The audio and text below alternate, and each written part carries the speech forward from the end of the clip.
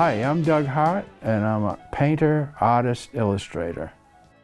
You know, Disney inspired me. I don't know what year Sleeping Beauty came out, but I remember going to the movies with my parents and seeing that, and I just had to draw something from it.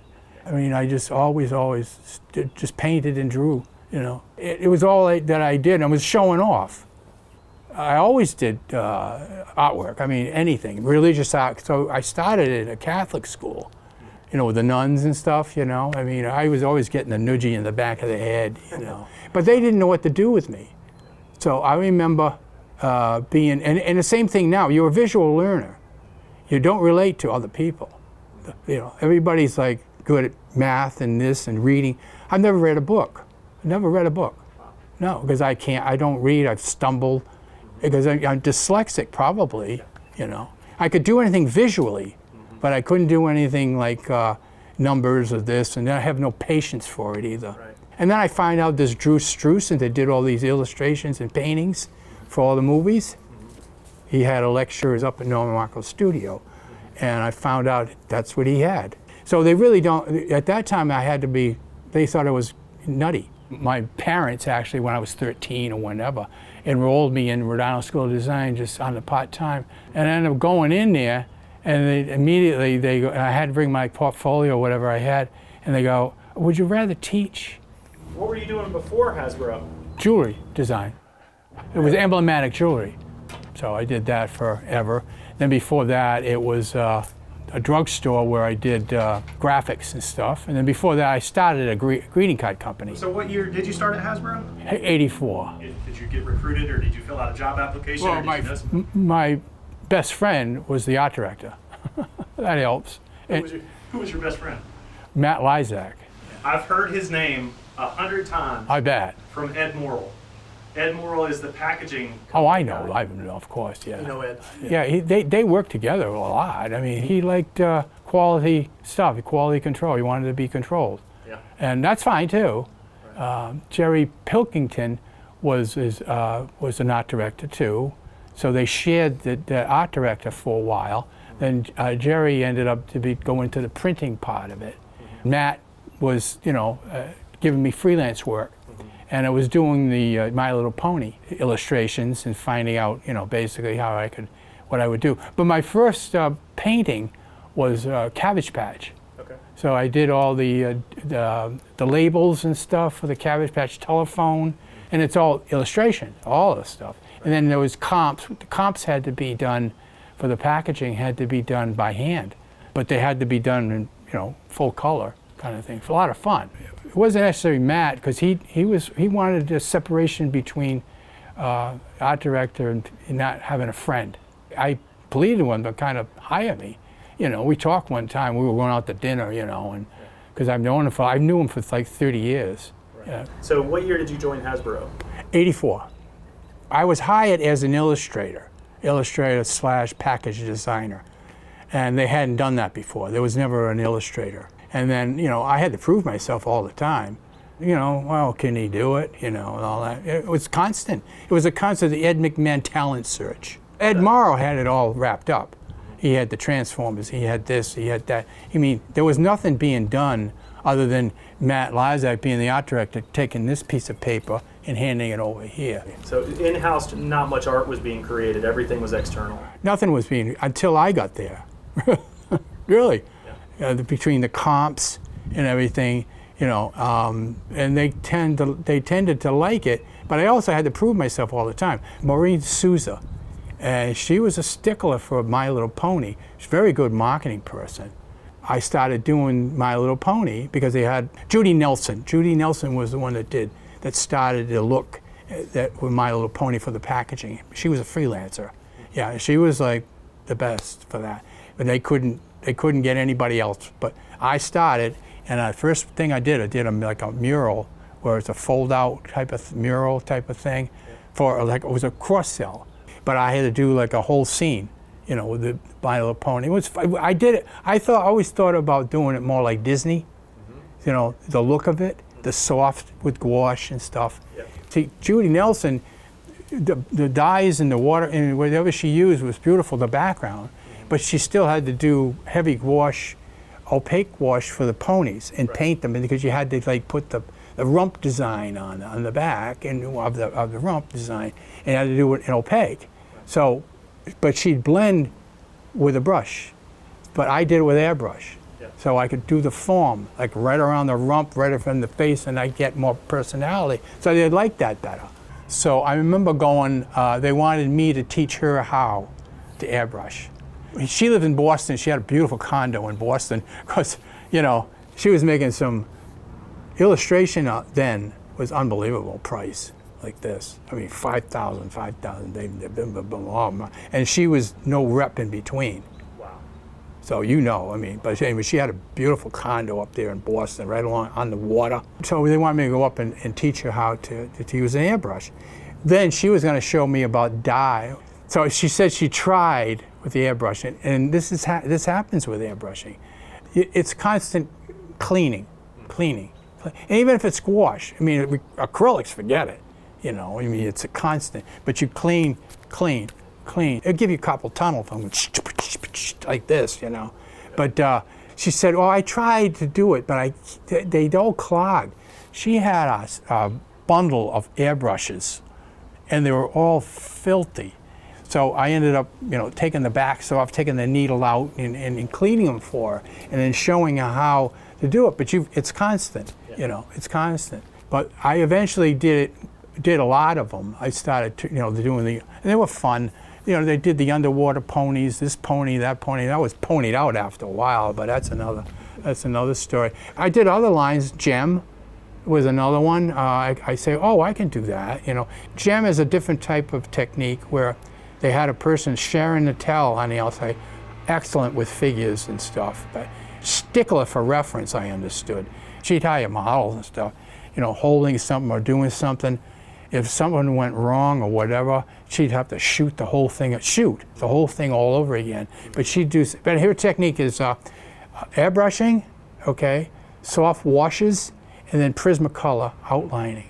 You know, almost like an Amsel Adams. Do you remember him, Amsel Adams? Which is Drew Struzan too. Yeah. Drew Struzan has a flat color, and then he'd do the color with Prismacolors. When you finally got a chance on G.I. Joe, I think, and you can correct me if I'm wrong, that maybe your first piece was the 1987 catalog art with the Defiant blasting off in the background. That was one of them. Well, what is that? That's a cross-sell piece. And every year they try somebody new to do it, and that was my chance to do it. That was where I started, I think, shining more. But I did that in gouache, actually. Gouache is, you know, it's a softer type of opaque, and it's always manipulable. You know, you go like that, and you can ruin it. You can ruin it. Yeah, acrylics is different, but both of them you can use the airbrush with. I would retouch a lot of the Hector stuff coming in. I'd have to retouch certain things, get rid of the white maybe. He was unbelievable. I mean, you got to think about the vehicles and stuff, not just the figures, and the time frame. I mean, God Almighty. I think he had somebody helping him to get certain, you know, like paint it all, and then he'll do the fine work like a Michelangelo would do, because it's just unbelievable, the details and stuff. Sometimes they'd go off a little bit, and you know, I remember the guns. One time, the gun was like this, and you had to like, oh, gee. Well, I think sometimes he'd shoot for reference, and sometimes he didn't. What did they give you before you started a package painting? I would have got the figure. Okay. A painted, what do they call it? Paint master? A 2-up. Right. And a lot of times it'd be, well, I could go back to the space shuttle to say how I used to get reference, which wasn't easy, you know. And I remember doing that space shuttle back in '86. I had that space shuttle for a day or two. I went in to Hasbro on a weekend, knocked on the door, whatever, got the security to open the door for me, went into my area with a cubicle and shot that, because I only had a few days to like hold it in my hands. Yeah. So it's the same thing with G.I. Joe. Anyway, so I would get the paint master, maybe, but mostly the sculpture sheet. And then the first ones that I did was the Battle Force 2000, and that was like that was Andy Perlmutter, the art director, that was there doing the holding, kneeling with the gun. Yep. That was one of the figures. I think I did them in acrylics, you know. And actually, they're a little bit more colorful than But that was the way the line was changing. But you couldn't really tell. I don't think anybody could really tell. And that was before I started doing the faces. I had this crummy Polaroid thing that I got. It was like a box camera. It was, and you could, because I could get the film. It's junk. It is like digital now. Yeah. Oh my God! I mean, that's. You think you died? I think I died, went to heaven if I had one that back then. So I tried shooting somebody. Come on. So I was successful a few times, but not a lot. But we got a photography studio. Yeah. So the photography studio was like a godsend. Yeah. Who was staffing that? Jim Hamill. I couldn't have done it without that. Yeah. Because I could grab the guy. And then for some reason everybody was so nice. I was like, what do you want? What do you want? You know what I mean? It was like, go in. Well, Kirk was one of them. I'm not. He was nice. Because he'd go in, sit down, and he couldn't make a big, mean face, though. Anybody I asked in there, I was like in seventh heaven, because I'd have all these people.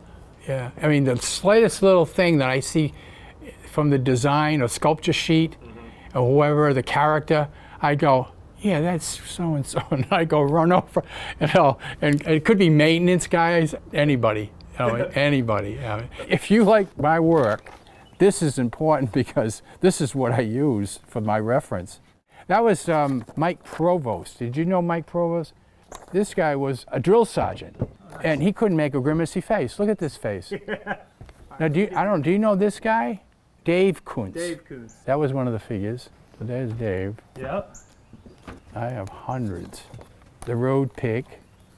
My friend Harry Heen that worked there, he was the art director for Boys Toys. I went into his office, because I've known him for like 30 years, So I said I knew he could make a grimacy face, and I used this short hair and stuff, but that's the face that I used. And of course I put it like 40 pounds on. And this was Don DeLuca, but he never made it, I guess. Sorry, Don. Yeah. And this is Guy Cassidy. That's the one that was used. So that's the face. Cesspool, Vinny. That was Vinny, the labor. Now, when you were shooting with these guys, were they talking to you about their level of pleasure or displeasure for having been selected for each character? I can't say any complaints at all. You know? Oh no, none. I mean, it is none. This was Phil Arndt. He was the art director for Boys Toys. So there was, he could do some faces pretty good. But Bob Lavoie, this is Bob Lavoie, the Bazooka, right here. That was that one, Bazooka. Definitely recognize that face. And then this is Scarlet. That was one of the faces that I used for. I didn't want to have her hold a toilet paper roll. I have a cut roll of frisket paper. So I have pictures of me, but I never used myself. Because I always felt if I used myself, then I'm trying to change the whole thing for me. Yeah. And it wouldn't be different for each person. I could have myself shot and then change it to somebody else. Right. But I wanted always, because everybody's different. Yeah. And then this is the, for the DEA figures, his name was Phil Reagan. He was the engineer of the design of the whole new building. I used The Exorcist for the eyes and stuff. I re-watched it again just to get how scary that could be. The original one, the original. But he could make a face. That's a face. Yeah. Now these guys were great. This, the Joes, I used to call Joe Reno. And again, I say, hey, can you make a little grimacy face? And the mouth was just open. So, and that was it. This is Mike McGeough. He could do a pretty good face. Now that's Major Blood. Yeah. This guy was Ted Manini. He was great. He was a designer for packaging. Now these I had to shoot myself. But this is, see, you can recognize some of these for the puzzle. Right. Yeah, and then like this guy he was off to the edge. Yeah. And you think about it, you can't do that without reference. I can't put a figure together. You'd be drawing and drawing and drawing and trying to figure. I mean, there's two ways of getting reference. Either have somebody sit for you, or you take photographs. Thank God there's photographs nowadays since 1802.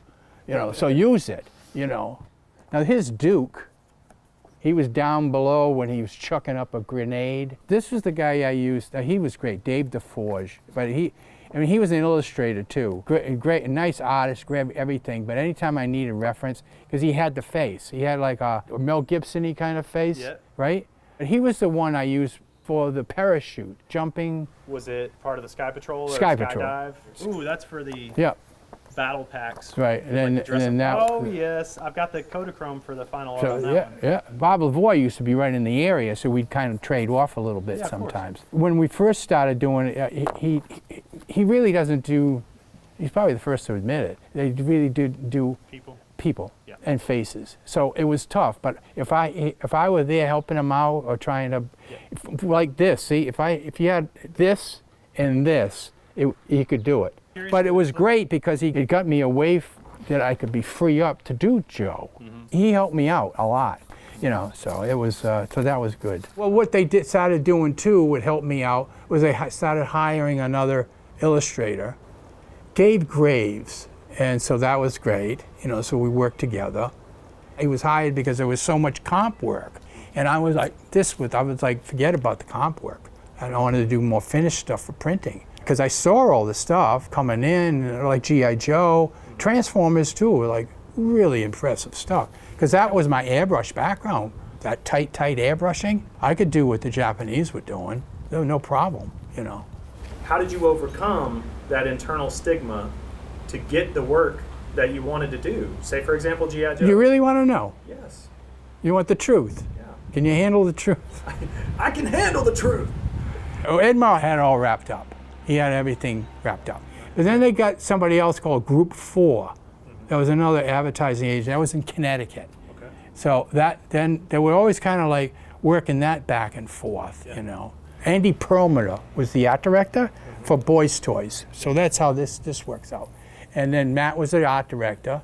And then there was an art director for Girls Toys. So I kept bugging them that I could do it.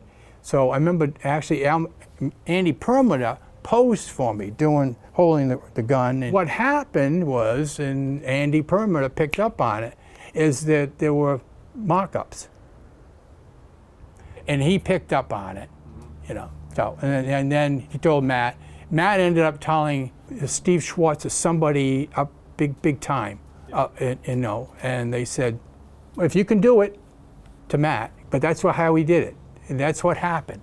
It was divine intervention for me. You understand? Because you were waiting in the wings, right? I was waiting for anything that would come up, and then then it took off. So it was purely a financial decision. It was like, we're just spending too much with these guys, and they're using. Well, you could say it like that, yeah. Of course, you're right. So all that stuff started to come in, and I was like a kid. I say it so many times, kid in a candy store. Happy time in your life. Well, it was busy. Cops and Crooks, that was a whole different one. I did that too. Again, I tried to promote Drew Struzan's work. So I did a sample, and it was done in that technique. It was gouache, but it was like with a colored pencil and everything. That was a sample. They didn't like it. So that's when they went to the outline. It actually was a guy that did Visionaries, that he switched his technique, which was pretty good, you know, I mean, it was great. And then he did some of the figures, and I did the vehicles. So, but those were done in dyes, Right. and outline in black. I did the vehicles, some of the figures, and then Kurt Reinert, and he did Visionaries. That's how he got involved, Visionaries. It never really stopped. I mean, where I had to kind of prove myself. Because I remember the one that I did, and actually my art director got it for me, you know. And he negotiated the price and everything, and was the mural puzzle. But that was from Milton Bradley. That was the first mural puzzle. What a pain in the neck. That painting is huge, you know. I had to do it huge. And then I had to do the cross sections, you know, well, this way, because each one had to be a puzzle. I was always proving myself. Those were things I had to prove, that I could do this. To take some of my stuff, you know, between the faces and the figures. And I told you about one of the figures, I didn't have anything. I used Christopher Reeve, Superman, right? And then I shot Green Beret, John Wayne, on TV to make sure the beret is right. If you do that wrong, it's gonna look like a freaking pancake sitting on the top of his head, you know. I remember when I finished it, and I did these part-time too, and so I'm still doing work in, you know, so that shows you a 9 to 5. It wasn't a 9 to 5. Was there any additional compensation? It was not done. Oh God, yeah, of course, yeah. There was? Oh yeah. Okay, so you did get bonus money for Yeah, taking on it side was projects. 12,000. When it was okay, it was okay. Was he worried about it impacting what you were tasked with during your day No, job? I think what he was trying to do was promote me, because I remember when I'm gonna say, when the painting was done, lifted it up, and he was like, "Wow, that's He immediately picked it up and went into marketing to keep the thing going. That's true. To say, look what we have in house. Look at this talent. Look at this guy. Yeah. And so it was still doing it then. Was it just a constant battle of I Matt think, Lysak yeah, trying to prove your worth? absolutely. Oh yeah. Oh, absolutely. Yeah. Yeah. It was so interesting to me that they didn't use that 1990 image on the catalog art. It seemed like a catalog. It was art. not theirs. Maybe when you printed it. Oh, they didn't own the rights to it. Ew. It's all politics. It's yes, but Milton Bradley is a subsidiary of Hasbro by this Not at point. all. They were at war with each other. Milton Bradley and Hasbro were at war with each other, even though. It's Well, a they subsidiary. both felt that they should own each other. Probably. Oh God, please. Well, that explains why we never The old saying, life is easy, people make it difficult. You know what I mean? I mean, it's like they always at war with each other, egos. Well, that was a brilliant piece of artwork. It was the best piece of artwork to represent the 1990 lineup, Yeah. and we didn't get it anywhere in the United States. The second one that I did. Yeah. I'll tell you what I did use on that is, because I didn't know what to do, and I had all these vehicles coming across the water, and it's in an Arctic kind of a scene too, the snow and this. But how I got the idea for the perspective with them being up defending the mountain, high ground, that's a military term, the high ground, and then looking down, and then guys are coming up. Where I got the idea was from, there was a cross cell for aerators, and it was Alexander, and it was the same type of scenario. So I used that, to try to figure out something, because they wanted everything. It's funny you mentioned Paul Alexander. He's one of the only guys I've been able to find his signature on a G.I. Joe painting. Yes, you can. Yeah, well, he's a paperback person. He was a mandola artist. Yeah. Beautiful. Now that's gouache. See what he does with the backgrounds or whatever he did with science fiction, but even aerators, and that's how I learned by working that way, was wet on wet. So you take the board, or you wet the board first, and then you lay across gouache and let it all bleed into it. The cheaper the board, it would bleed better. Now the gouache you could control a little bit. It ain't like dyes or watercolor. You could control it because it's opaque. So you could blend it and then take another brush and maybe blend it out more and move it. But that's what his technique is. Beautiful stuff. I remember the art director that was in packaging. It was like they started liking some of his stuff, and they'd be busting me when I did the vehicles. And he said, well, and I remember they used to call it tchotchkes. So do more tchotchkes. And then they'd ask him to do tchotchkes. And then what it is detail. It's all this final little nippy kind of anal retentive detail, like the thing here and this hanging down, or but on a big scale because it's a vehicle, Right. Stuff. Do you remember around what year you hired Bob? One artist left, Dave Graves, Okay. who was hired to do comps and stuff like that, and do other things, touch up, retouch up. He worked in montage a lot, but he left. But we were still friends and everything. He was a great person. But then I had to hire somebody to replace him. So I did the Ed McMahon talent search and then Dave DeForge, who did Boris, like I told you, he came to me and it said, do you think I could fit in your area? Okay. Then Bob the Boy came over. He worked in the advertising where he did licensing and stuff. Plus he did painting on the side and stuff like that. So I knew that. Here's what I used to do here's what I do, or what you're gonna do. Give me samples of all this stuff. Mm-hmm. I make them paint it. And if you got the desire and whatever you wanna do, you'll do it at home, which they do. And take all the techniques, all the paints, here's the paints, and do it. And give me a sample. Bob Lavoie came back. He had Milo Pone, a little bit of this, a little bit of that. You don't have to do the whole thing, but just so I could see it, So I hired him. and for years. And that helped me out too, because he could do all the, well, he painted everything, the digital stuff. Yep. He knew. The stripes. Right, with the Mavi markers, so he'd do that. So otherwise I would have to do it. Well, he did all the forces. But you probably know, I have no idea. Yeah. But he'd have to do all the decals on the tie. But he would do everything like that. Plus he tried, you know, he did a few figures and stuff like that. Then he got, if I gave him one-on-one, you know, to do a figure, like duplicate this figure and put him into this background, or put him on this vehicle, he could do it. But to come up with anything to relate to one-dimensional photograph and make it into a, you know, there was a cutoff there. Sure. Yeah. He got better and better. I mean, he gives me credit for it, and what, you know, I mean, he helped me out. Sounds like he was your production artist, and then you were like the primary, and he was. Yeah, the that's production. what it should be. Yeah. That's, you know, I mean, he knew where he stood. Plus, he had the desire to keep it going too. So when you got a line like Ninja Force, yeah. How did you make sure that each character would have like a unique pose, and when you saw them all together, they wouldn't look too repetitive? I went to karate magazine places. There was one over here near the airport in Providence, and I got up and I said, I got to go for some reference, and I went. I still got the magazines for karate magazines. So that's how I did. I didn't. Well, you know, it's different nowadays very much, and it took me a while to really warm up to it. Is on the internet.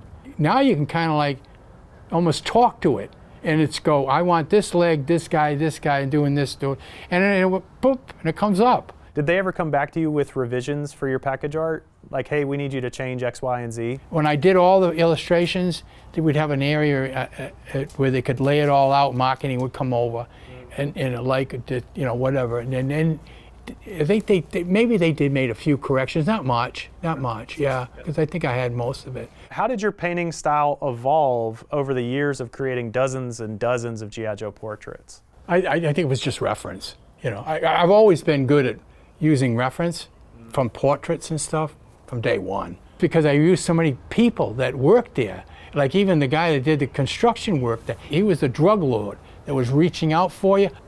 That line, when I finished it up, it lasted about a month. That whole line of illustrations, gone. Oh, they were gone. Nobody knew where they went.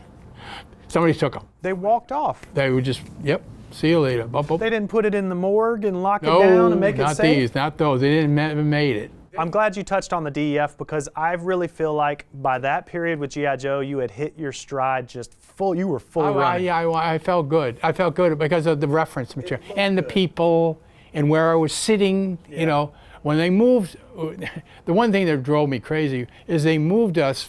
I had a window seat. Now this window seat, I said, like I told you, I could see my high school right across the street like that. It was beautiful, the nice light. It was freezing in the wintertime, didn't care. It was like, it was hot in the summer because the sun was starting to come in. There were rats that died in some of my art. Well, I swear to God, I loved every minute of it. By 1992, you had hit your stride. Yeah. You had come into your own. Yeah. You had made this brand visually your own. Yeah. Because when you came on in '87, you were trying to keep it consistent with Hector, you know. But you'd been doing it a few years now. You're like, no, we're doing photorealism. We're going to exaggerate the poses. And well, but the other thing too is like the airbrushing, you know, and knowing. And as I got going on it, everybody wanted it more slicker. Now it's like you can't. I mean, get rid of the slick. I mean, that's all you see in the computers. I'm sorry, but that's it. I mean, there's no life to it. Right. You can shoot reference for portraits or whatever, and it was always said, but you can't use that directly. You can look to see, but you enhance it, you change it. And that was part of what I think you probably noticed that, you know, that I wasn't just tracing it off. But people liked the airbrushing. They liked the slicker kind of a thing. Well, then we had the Street Fighters. Those were a guy out in California. I don't know his name. Very nice guy, but he was slick airbrushing. Yeah. So I did a couple of those because of the airbrushing. I did a big Japanese guy, I don't know, the wrestler. Jean-Claude Van Damme I did. Yeah. I did that totally in airbrush to match the rest of the line that he was doing. Right. But he was very good, he was very good. Were freelancers paid by the job or by the hour? Hasbro was so over the top. If you could work it out, like a gem painting or something like that, I'm using that as an example. They wanted me to do the vehicle, and I did that within a couple of nights. Now, I would have been paid $6,000 to $7,000 for that on the outside. I don't know where you'd get that now for hour. So you were there 15 years, roughly, 1984 to 1999. Yes, exactly. You worked on a lot of brands. Yeah. Were there any, did you have a favorite? No, they were also different. I mean, I did enjoy aerators because I could paint. You know, there was a background to it. You know what I'm saying? There was a mood and a background and atmosphere, you know. But that's why I like that, that line, you know, the neat backgrounds, all the cities or whatever you had to kind of make up. Landscaping was very similar to a Monument Valley in some ways. I try to work kind of, you know what I'm saying, the Monument Valley with being red. Everything had to be red. It was a small planet in theory, so that's why it was very windy. Right. And the concept was air raiders were on this planet called Airlandia, so you had to show Airlandia. I think I ended up giving a look to it with caves. Matter of fact, in the cross-sell, I had them going underneath the bridge, coming around, and the roads had to be slick. They had to be metal that were built into the planet, whatever. They would make you go faster. G.I. Joe was G.I. Joe. There were no backgrounds. Once in a while, I did the underwater one, I'm thinking now, where I did the submarine and the speedboat for G.I. Joe. I don't know if you know which one that is. I do. It's got the Deep Six that's in yellow, and it's got the dolphin. Yeah, that's it. And it's got the submarine, and it's got the speedboat. Well, that was fun because I could put them all underneath the water, and you had that different look to each one. One had to be above the water, but it was a background. So those are fun. That was a rare opportunity for you to create an environment. And then eventually now I'm thinking of the space shuttle being out in space, you know. I mean, is there anything like this G.I. Joe stuff now that compares to the detail of the vehicles? When you stop and think about it, how amazing. I mean, doing the aircraft carrier, who did all the detail? Where did they get the detail? Did they send in R&D? I don't know. Maybe Ron Rudat. They did take photos of a USS Nimitz. Did they just do photos, or they do on tours or something? I think they went and toured one and photographed it. I mean, that's unbelievable. That's really, and everyone have the imagination to use some of those jets and vehicles and stuff. I did a few of them. The Arctic, whatever. Arctic Blast. Yeah, Arctic Blast. I used the marketing person for one of the guys with the fur hat on with those big bubble tires. Where did they get that from? That's amazing. No, but that's so neat, isn't it? Yeah. I mean, that's like, you wonder where it all went. It's imagination. No, of course, but I mean, where did that all go? I mean, it's gone. It's gone. Did you feel like you had the best job ever back in the late 80s? Oh, I told you, it was like a kid in a candy store. I mean, I couldn't imagine it being any better. No, really, I look back in retrospect, and the ups and the downs of it, it wouldn't be any better, you know. I do enjoy it, like working on your painting. Like I told you, it's like the last one I did, I was like, broke down because hoping I could keep it going. Yeah. But you don't. You just go on to something else, you know, because it's that much of a love for it, you know. So you still love it that much? Oh, of course, yeah. No, I mean, yeah.